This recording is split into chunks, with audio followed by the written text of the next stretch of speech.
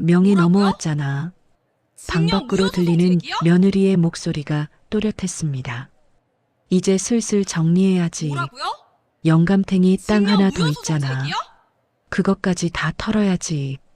자신이 평생 지켜온 집에서 뭐라고요? 자신의 마지막이 증명 무효소송 이렇게 제기요? 정해지고 있다는 걸 그는 처음으로 깨달았습니다.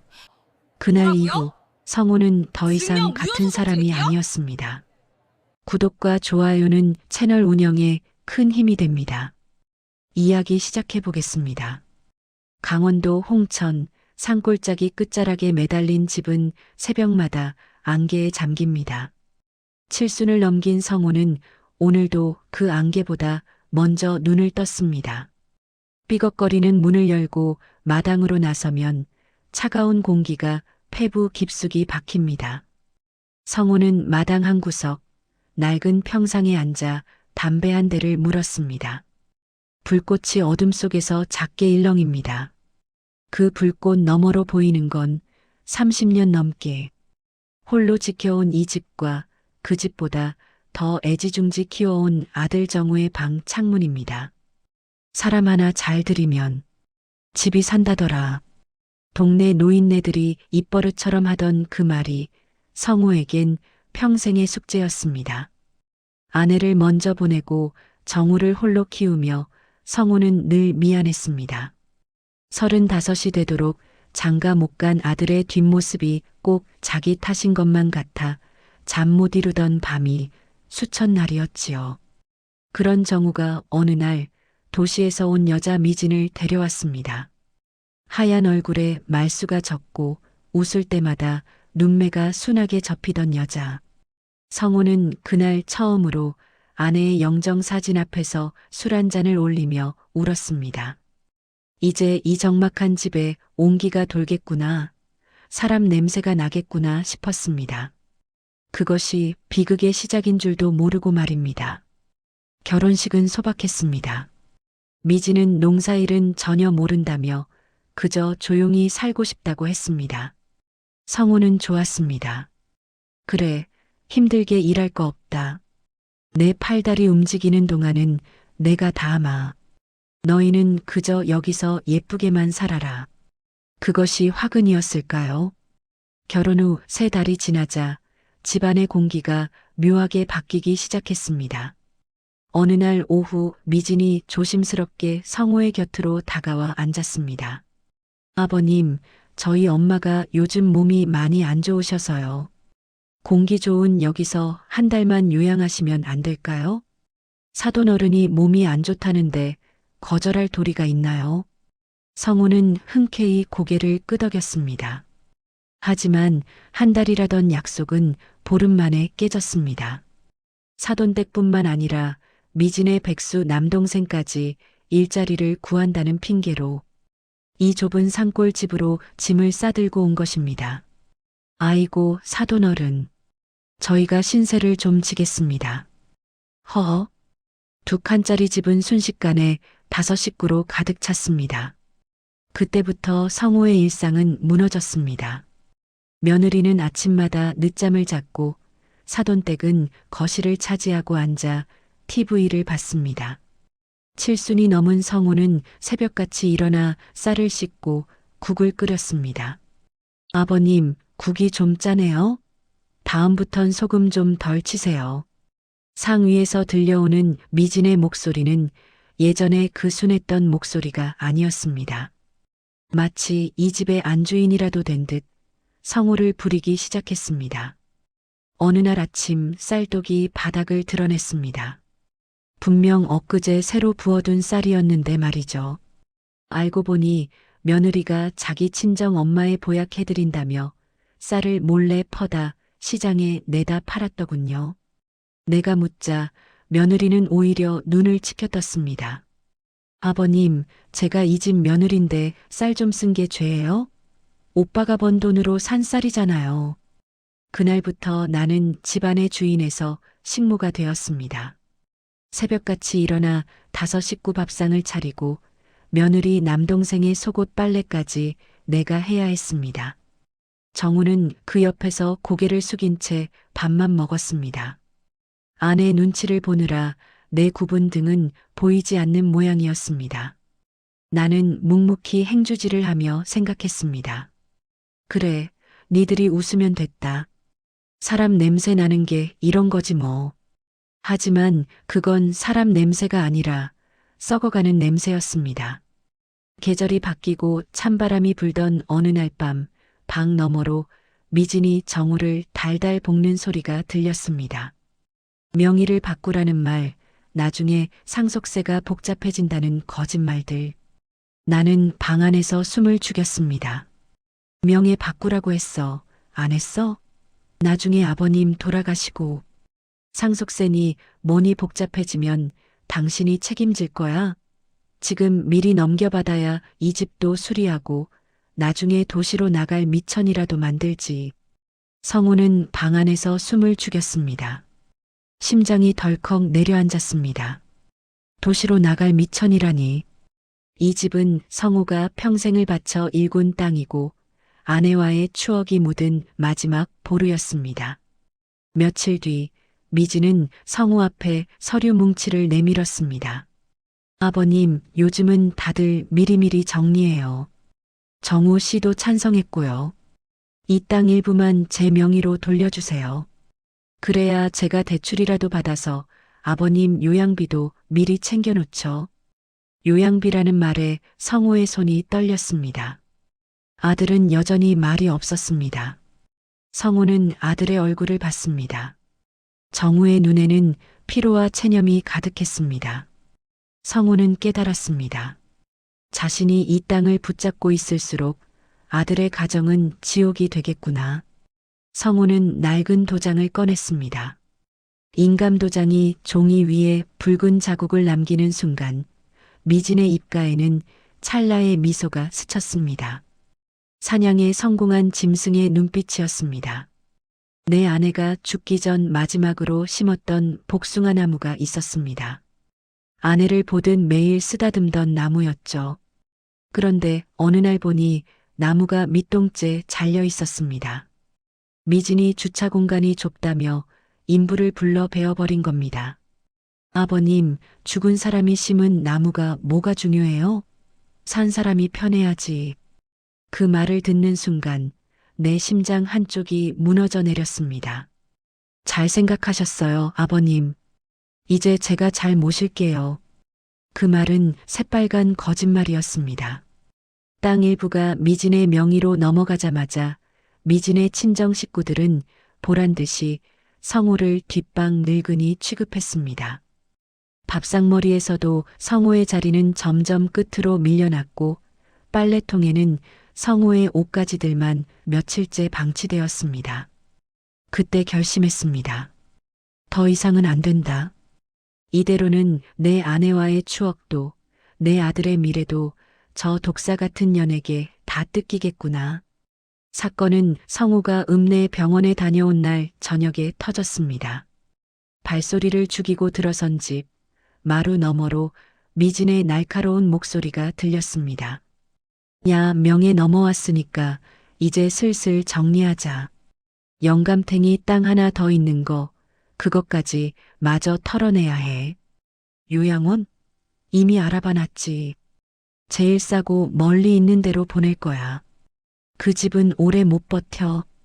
방문 너머로 들려오는 미진의 웃음소리. 성우는 문고리를 잡은 채 굳어버렸습니다. 손목이 부들부들 떨렸습니다.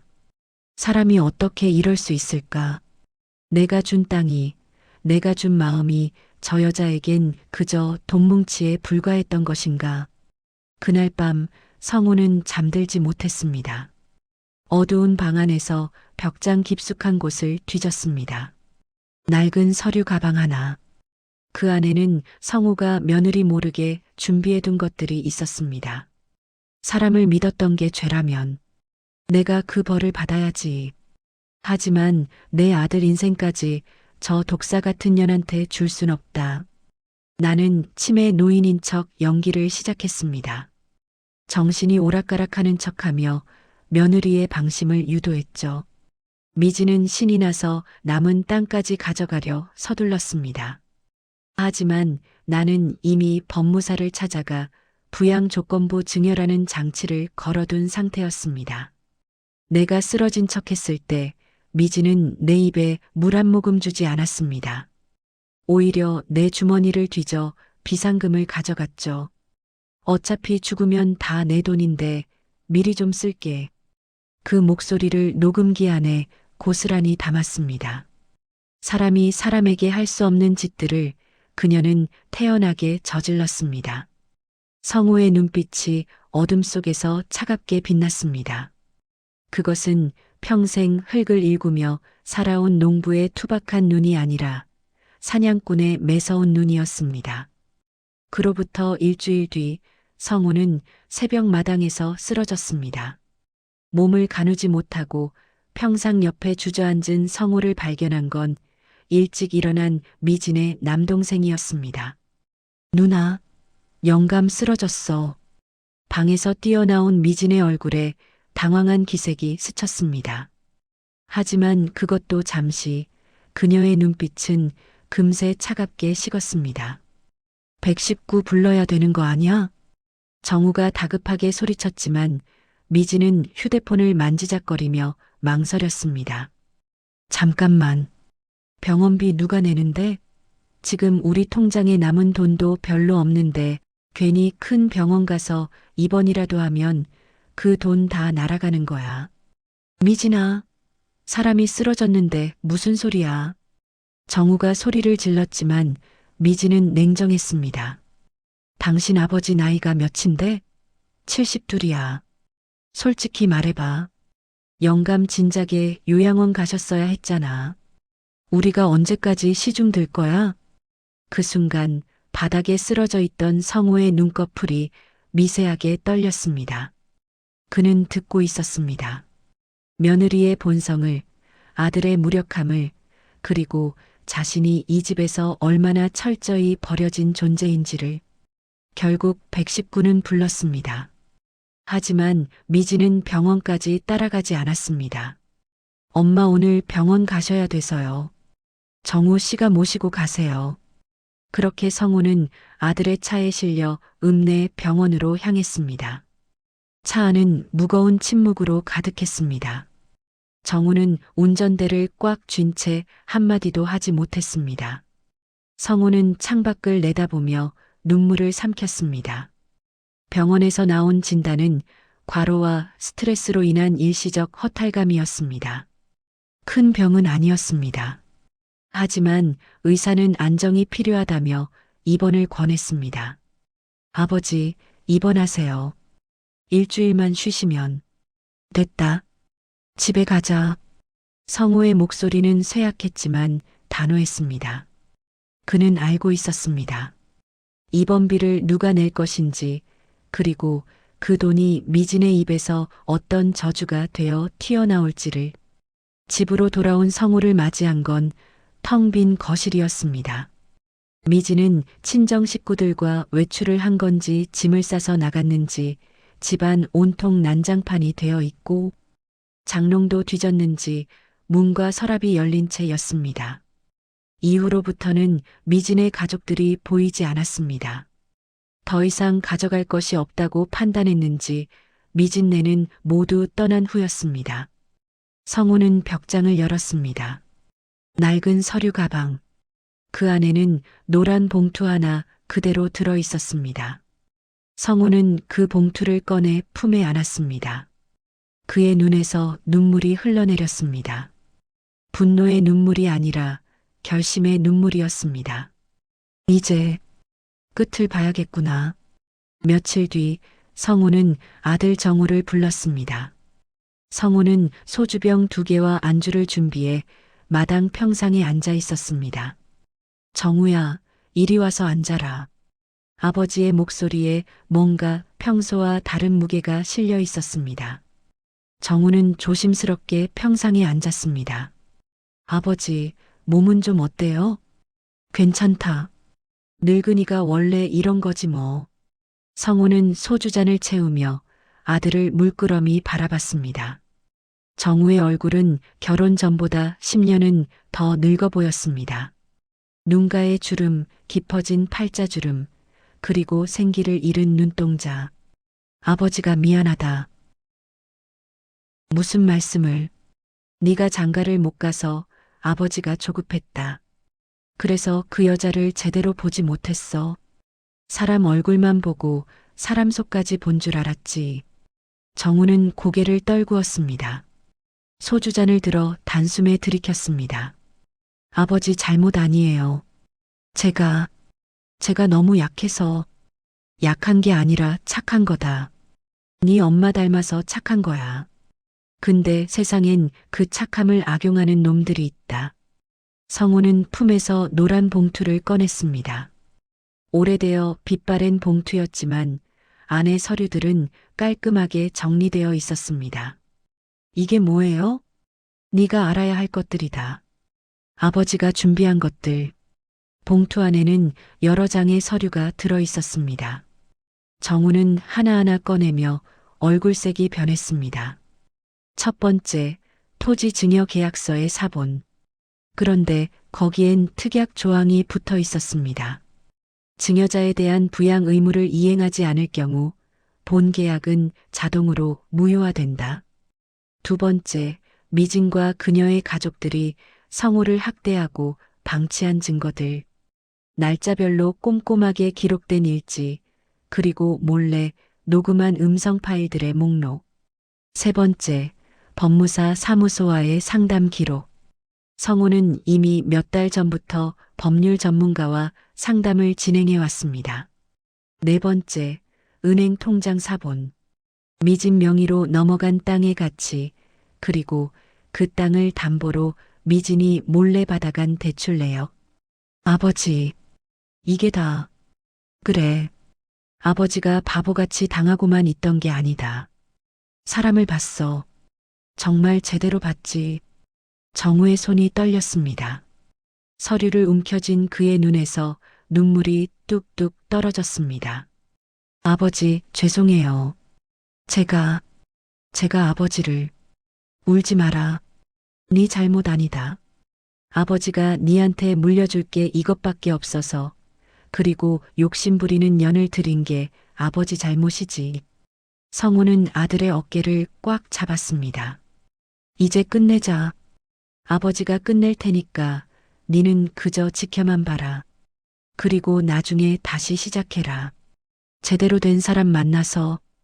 그날 밤 아버지와 아들은 소주 4병을 비웠습니다. 오랜만에 나눈 진솔한 대화였습니다. 정우는 울었고 성우는 그런 아들의 등을 묵묵히 토닥였습니다. 미진이 도시 백화점에서 명품 가방을 고르고 있을 때였습니다.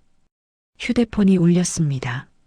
모르는 번호였지만 미진은 가볍게 받았습니다. 여보세요? 미진 씨 맞으십니까? 법무법인 정의에서 연락드립니다. 미진의 얼굴이 굳었습니다. 증여 무효 소송건으로 출석 요청드립니다. 증여자 김성호 씨께서 부양 의무 불이행을 이유로 증여계약 무효 소송을 제기하셨습니다. 뭐라고요? 전화기 너머의 목소리는 차갑고 명확했습니다. 또한 증여받은 부동산을 무단으로 담보대출한 건에 대해서도 법적 조치가 진행 중입니다. 자세한 내용은 등기우편으로 발송해 드렸으니 확인하시기 바랍니다. 미진은 그 자리에서 주저앉을 뻔했습니다. 손에 들고 있던 300만 원짜리 명품 가방이 바닥에 떨어졌습니다.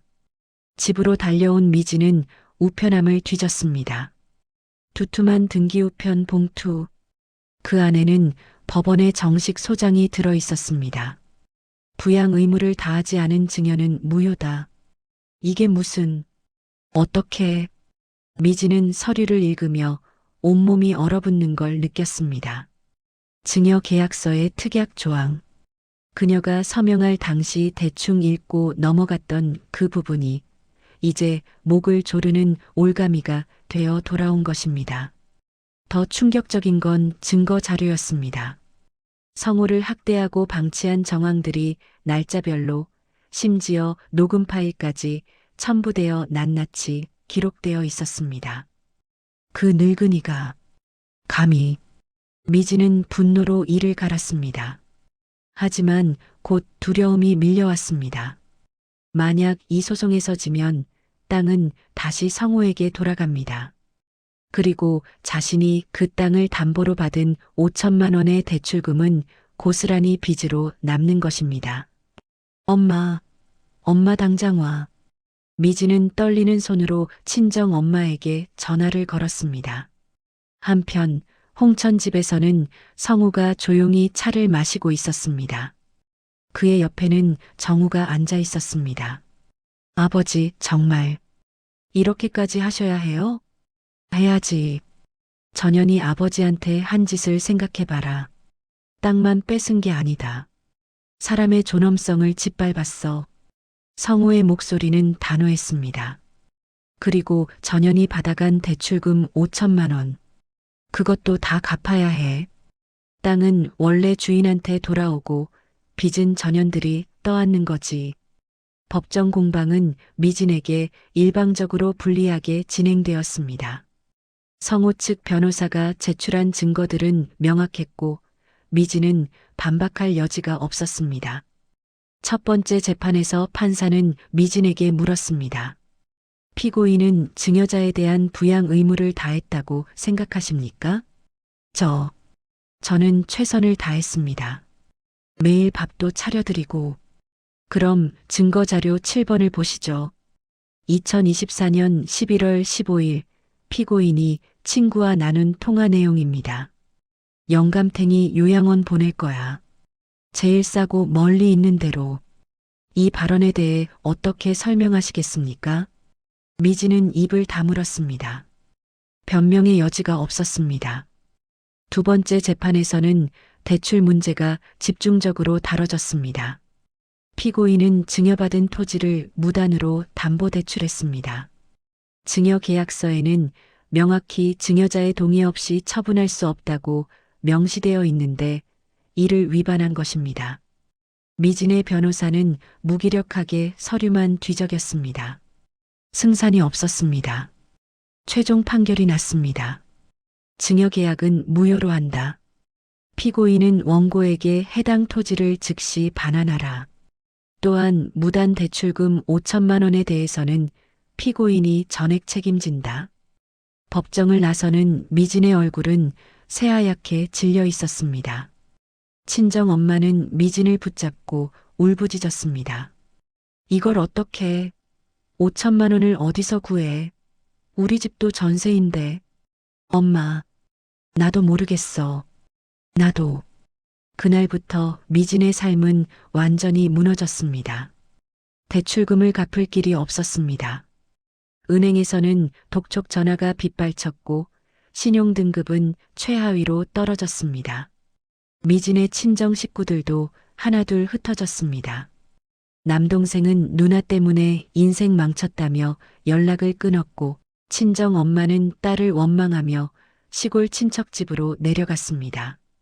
결국 미진은 정우에게 이혼을 요구했습니다. 당신 아버지가 날 이렇게 만들었어. 난 더 이상 못 견디겠어. 정우는 담담하게 서류에 도장을 찍었습니다. 그래. 아버지 말이 맞았어. 네 같은 사람이랑은 시작도 하지 말았어야 했는데. 미진은 짐 하나 없이 집을 나갔습니다. 그녀가 그토록 갖고 싶어 했던 땅도 돈도 모두 잃었습니다. 남은 건 5천만 원의 빚과 바닥난 신용뿐이었습니다. 미진은 도시 변두리의 쪽방에 정착했습니다. 한 달 월세 30만 원짜리 좁은 방. 곰팡이 냄새가 진동하는 그곳에서 미진은 매일 아침 일용직 일터로 나갔습니다. 식당 설거지, 전단지 돌리기, 청소 용역. 하루 8만 원을 벌기 위해 12시간을 일했습니다. 하지만 그 돈으로는 생활비조차 빠듯했고 대출 이자는 눈덩이처럼 불어났습니다. 어느 날 저녁 쪽방 문을 두드리는 소리가 들렸습니다. 채권 추심원이었습니다. 미진 씨 맞죠? 대출금 연체 3개월째입니다. 이번 달 안에 최소 원금 일부라도 갚으셔야 합니다. 조금만. 조금만 더 시간을 주세요. 법적 조치 들어갑니다. 급여 압류부터 시작할 겁니다. 문이 닫히고 미지는 벽에 등을 기댄 채 주저앉았습니다. 눈물도 나오지 않았습니다. 그저 텅 빈 허무함만 가슴을 채웠습니다. 내가 왜 이렇게 됐지? 그냥 조용히 살았으면, 욕심만 안 부렸으면. 하지만 후회해도 소용없었습니다. 시간은 되돌릴 수 없었고 그녀가 저지른 일들은 이미 돌이킬 수 없는 상처로 남아 있었습니다. 몇 달 뒤 미지는 급여 압류로 일자리마저 잃었습니다. 쪽방 월세도 밀렸고 결국 길거리로 내몰렸습니다. 한겨울 지하철역 계단에 앉아 손을 비비는 미진의 모습은 처참했습니다. 한때 명품 가방을 들고 거리를 활보하던 그 여자의 흔적은 어디에도 없었습니다. 지나가는 사람들은 그녀를 힐끗 보고 지나쳤습니다. 누구도 동정하지 않았습니다. 세상은 냉정했습니다. 홍천집은 다시 고요해졌습니다. 성우는 예전처럼 새벽 평상에 앉아 담배를 피우며 하늘을 바라봤습니다. 이번엔 아들 정우가 그 옆에 앉았습니다. 아버지, 오늘 면사무소에서 연락 왔어요. 이 동네 재개발 확정됐대요. 그래, 보상금이 꽤 될 거래요. 아버지 땅 포함해서 한 3억은 받으실 것 같은데요. 성우는 담배 연기를 길게 내뿜으며 씁쓸하게 웃었습니다. 그년이 참 재수 없었네. 조금만 참았으면 떼돈 벌었을 텐데. 아버지, 농담이다. 어차피 전현한텐 그 돈 쥐어줘도 또 탕진했을 거야. 사람이 그렇게 쉽게 안 변해. 정우는 고개를 끄덕였습니다. 이혼 후 정우는 많이 변했습니다. 표정에 생기가 돌았고 눈빛에 자신감이 생겼습니다. 아버지, 재개발 보상금 받으면 제가 작은 사업 하나 시작해 볼까 해요. 서울은 아니고 춘천 쪽에서요. 그래라.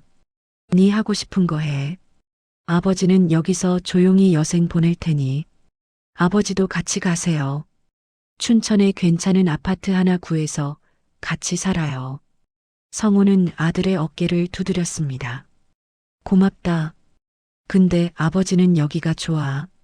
네 엄마도 여기 묻혀 있고 이산 공기가 내 폐에 익었어.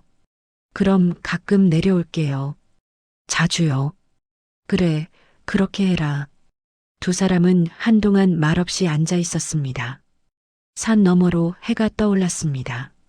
따뜻한 아침 햇살이 둘의 얼굴을 비췄습니다. 아버지, 그때 노란 봉투 없었으면 전 어떻게 됐을까요? 계속 전현한테 끌려다녔겠지. 사람은 말이다. 제대로 된 사람을 만나야 돼. 겉모습만 보고 판단하면 안 되고 속을 봐야 해. 그게 아버지가 니한테 가르쳐준 마지막 교육이다. 정우는 눈시울이 붉어졌습니다. 죄송해요, 아버지. 제가 철이 없어서. 됐다. 이제 다 지나간 일이야. 앞으로 잘 살면 되지. 성우는 담배를 끄고 일어섰습니다. 마당 한 구석에 핀 코스모스가 바람에 흔들렸습니다. 아내가 살아생전 좋아하던 꽃이었습니다. 여보, 우리 아들 이제 제대로 사람 볼 줄 알게 됐소. 걱정 놓으시오. 성우는 코스모스에 대고 작게 중얼거렸습니다. 그리고 집 안으로 들어가 아침 준비를 시작했습니다. 이젠 혼자가 아니었습니다. 아들이 곁에 있었습니다. 그날 저녁 아버지와 아들은 마당에 작은 고기판을 펼쳤습니다. 삼겹살이 지글지글 익어가는 소리, 소주잔이 부딪히는 소리, 그리고 두 사람의 웃음소리가 산골짜기에 울려 퍼졌습니다. 아버지, 건배. 그래, 건배. 잔이 부딪혔습니다. 그 소리는 새로운 시작을 알리는 종소리 같았습니다. 저 멀리 도시의 어둠 속에서 미지는 여전히 추위에 떨고 있었습니다. 하지만 홍천 집에는 더 이상 그녀의 자리가 없었습니다. 그곳엔 진짜 가족의 온기만이 남아 있었습니다. 욕심은 사람을 망칩니다. 하지만 진심은 사람을 살립니다. 그 집에서 나간 사람은 미진이었지만 진짜 그 집을 떠난 건 미진의 탐욕과 거짓이었습니다. 홍천 집은 오늘도 평화롭습니다. 사람 냄새 나는 진짜 온기로 가득한 그 집에서 아버지와 아들은 내일을 준비합니다. 여러분, 진짜 가족이란 무엇일까요? 생각해 보시기 바랍니다. 구독과 좋아요는 채널 운영에 큰 힘이 됩니다. 끝까지 들어주셔서 감사합니다.